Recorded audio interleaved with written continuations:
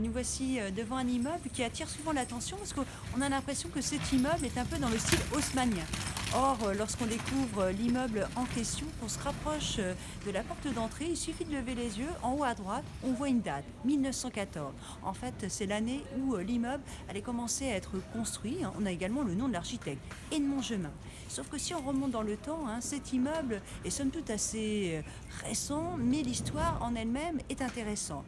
Ici, au Xe siècle, il faut imaginer, à l'extrémité de cette rue aussi qu'on appelle la rue Billot, il y avait les fortifications. On était donc au cœur de l'intramuros et dans ce secteur, il y avait un manoir, le manoir de la Motte, qui avait été édifié pour les ducs de Bretagne.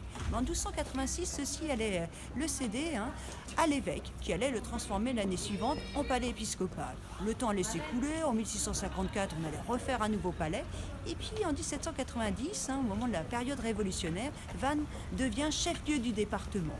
Et dès 1800, on voit apparaître les premiers préfets. Et c'est justement dans l'ancien manoir épiscopal que les premiers préfets allaient prendre leurs fonctions. Sauf que lors du nid du 11 janvier 1860, des murs s'effondrent. Dès lors, on comprend la nécessité de construire une préfecture digne de ce nom. Et là, le choix se porte du côté, aux abords du quartier Saint-Pater. Mais en ce qui concerne le secteur, il y a également un événement qui va bouleverser l'histoire de la ville, l'arrivée du chemin de fer. En 1862. Là, on prend conscience qu'il faut ouvrir un petit peu la ville vers l'extérieur. On va percer l'enceinte fortifiée. On va également abattre l'ancien palais épiscopal.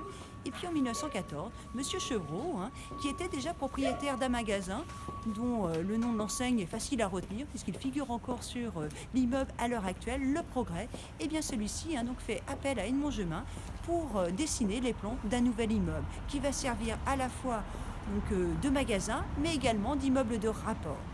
Mais comme je vous le disais, 1914, si on se replonge dans le contexte de l'époque, c'est quand même pas la meilleure année pour édifier un tel immeuble. C'est en 1923 qu'il va être véritablement achevé. Et pourtant, au cours de la Première Guerre mondiale, on va également se servir des quelques niveaux déjà aménagés pour en faire un hôpital.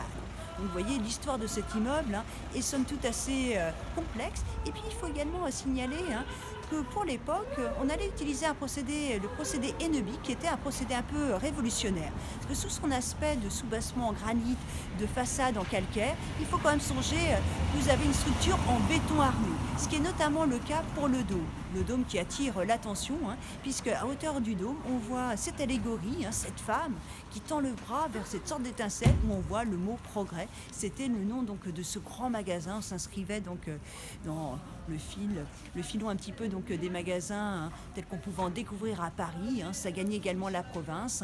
Donc avec Monsieur Chevreau, Le Progrès, on avait une diversité des produits qui n'allait pas se démentir, puisque par la suite, ça allait changer de nom, ça allait être les magasins Saint-Rémy, et désormais une autre enseigne a fait place à l'ancien Progrès de Monsieur Chevreau, qui avait été souhaité dès 1914.